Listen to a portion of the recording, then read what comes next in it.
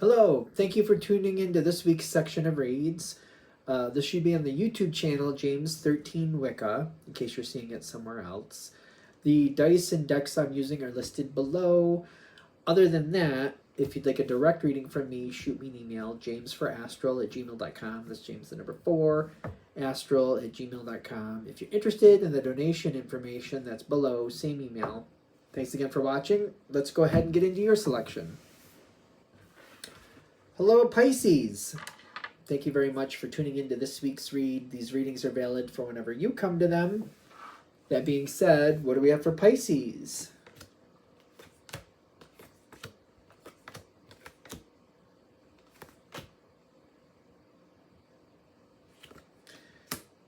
You have an interesting... The Three of Swords is there, but it's like it's a passing energy. And it's opening the door to something else. What is it opening the door to? You seem to be stable.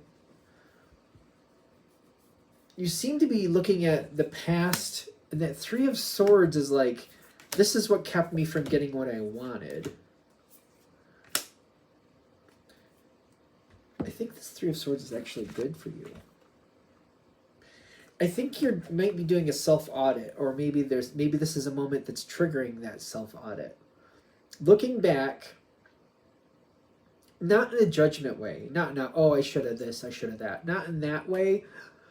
More in a like, I did this and that's what happened. I did this and that what happened. They did this and this is how I reacted to it. Might be something like, it's not like a blaming thing. It's more like, now that I see how that played out from the outside, I feel like I'm going to make different decisions going forward. It's almost like if you had somebody in your life that was kind of giving you enough to get you through the next day, but not enough to really anchor in with. It's kind of like, oh, I think I kind of let that happen. I settled for that. I see that looking back now. I kind of felt like I needed to at the time. I felt like it was right at the time, but looking back, I'm like, no, that wasn't enough. I should have kind of shut that down. And now that I see it differently, now I know that because I went through that. It's like not blaming, but kind of like, oh, I did that way. I thought that was supposed to work, but it didn't work.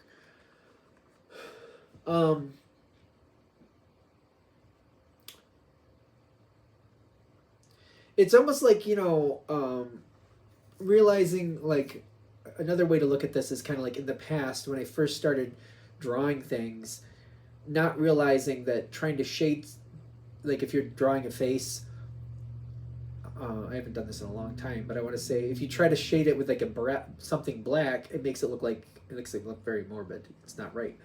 But then when you learn, oh, if I shade it with a blue, it kind of brings something else into it, and then you can add different colors. Like there's a different balance to how you would balance. Like you have to use a different color. You don't use black, you use blue, and this is why.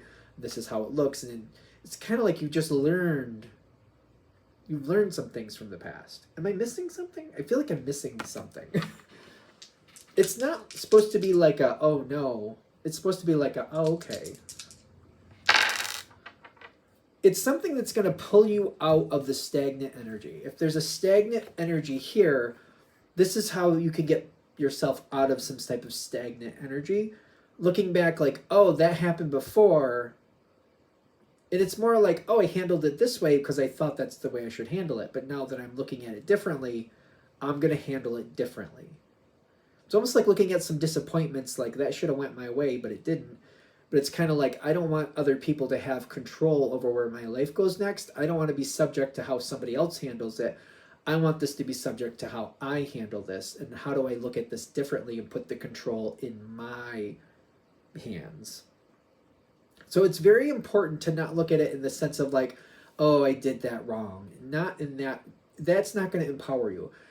More in the sense of like, okay, that's how that played out, and now I know that I'm going to do this differently because I don't want that. I don't want that again. It's almost like looking back and realizing, oh, I let that person quietly treat me like treat me like I was less than, but they didn't say verbally nasty things to me. They just treated me like I wasn't smart enough, so they would do this for me. The reason they would do this for me is because they didn't think I was smart enough to handle that. And I just let them go about it. I knew I was smart enough to handle that, but I didn't. I just let it happen. Now I'm realizing because I let them treat me that way, that's ultimately what killed that relationship and why they really started to treat me bad later, because that was a red flag and I didn't see it as a red flag, that type of thing. I hope I'm explaining it well, because it shouldn't be coming forward like you're feeling bad or like, oh, I shouldn't have.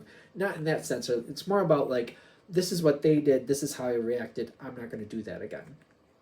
This is something where judgment is in your favor, handling it differently and having different stability, a different way to build the situation forward. I'm not handling it that way again. I'm not allowing that to happen again. I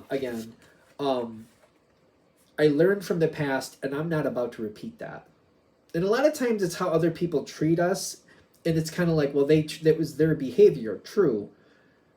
But I'm going to speak from my own experience. When I look back and I realize, oh, I kind of put up with that in a sense. Even though I was quiet, it was like I was complicit about what was going on.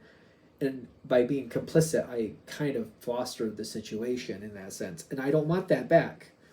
I'm not about, and it's almost like I'm not looking to blame anybody for anything. I'm just not interested in repeating that. So it's almost like when you start hearing negative language coming your way or stuff like that, you're like, you know what? Being complicit is staying in the situation and going along with it. If I take myself out of that situation, that's still a decision that's actively getting me away from it. I don't have to verbally talk about it, but I can dismiss myself from it and not participate in it anymore. That type of thing. You got a lot of good attributes going your way. And it's all about how you see it. It's all about empowering yourself, realizing you have the strength to get away from this stuff, and you don't have to do it on somebody else's terms. You don't have to handle it the way somebody else says you have to handle it. That's not what this is about. This is about you recognizing it, seeing what it is, and then making your decision like, this is where I am, this is what's happening, where do I want to be? All right, now how do I get there? And then making decisions that are right for you to get you where you want to be. There's something here where things are changing and you're evaluating your past, and the trick is to not let the past hold you down like, oh, this is just what I get. That's not how it's supposed to be. It's more like, okay, that's what I got, but how do I not get that again? There's something about energy picking up for you. Energy is picking up. Good social energy is coming in. We're leaving that negativity behind. We're not blaming ourselves for it. We did what we did. We handled what we handled. Everybody has bumps in the road. It's not about blaming yourself. It's about, wait a minute, I see that behavior. Okay, I see where I put up with something or maybe participated in something. Not doing that again. And bringing in that energy, like there should be some social connections here who can either relate or help you find ways to not have to deal with this again. There's different ways to handle things. So like, I'll give another example. When I was young, or when I was in my early 20s, I'll say, late teens, early 20s, people would say jokes I didn't really care for. And it got to a point where I didn't really laugh anymore. I just stopped responding, and I didn't say anything because I didn't feel empowered in the situation. But I just stopped. I didn't laugh because like some people get that nervous laughter, even though it's not funny. You get that nervous laughter. That was the first step in me getting out of that energy, and it was one of those things where I found I didn't have to address it because the people that I was around, because I wasn't laughing, it made them uncomfortable, and then it did kind of distance me from them. They didn't really want to hang out with me anymore, and I was like, good, because I don't think this is working. It was also, again, a situation where I didn't feel empowered to say anything. I felt like if I said too much, then I was going to get backlash in one way or another. I didn't feel empowered. I was very young at the time, so for me, the strength wasn't there.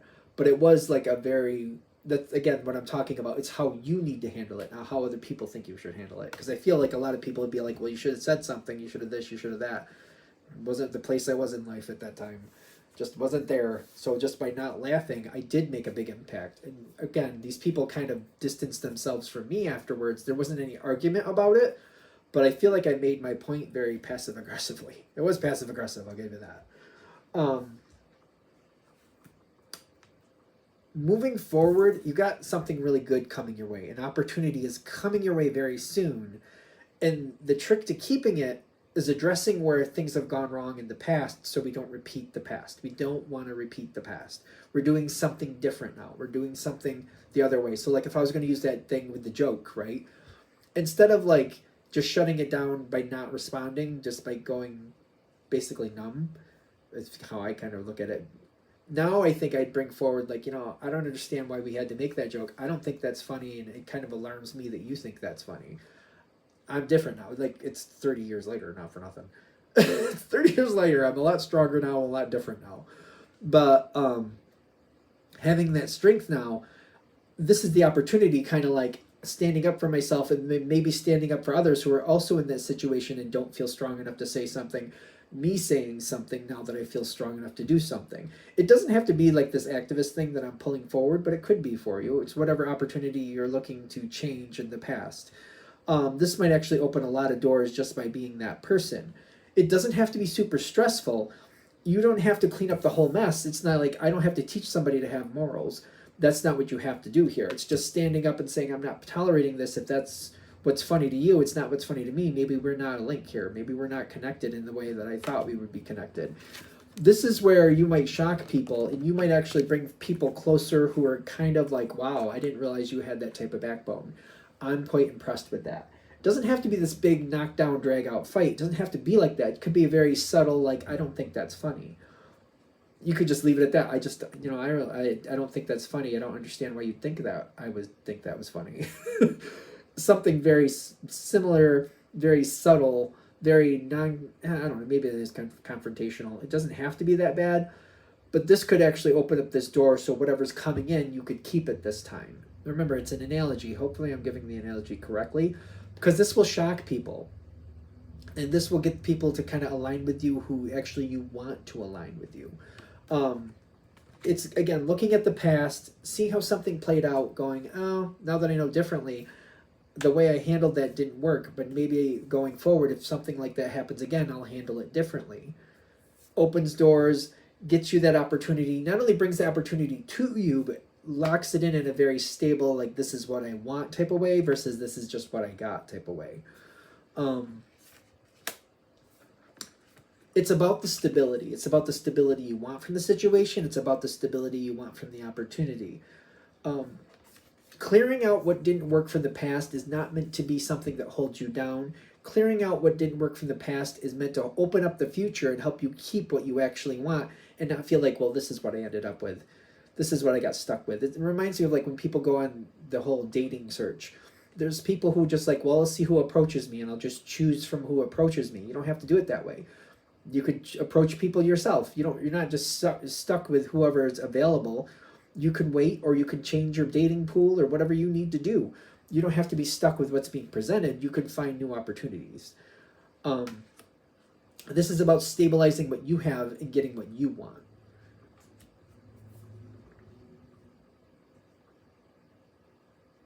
All right, I think we're there.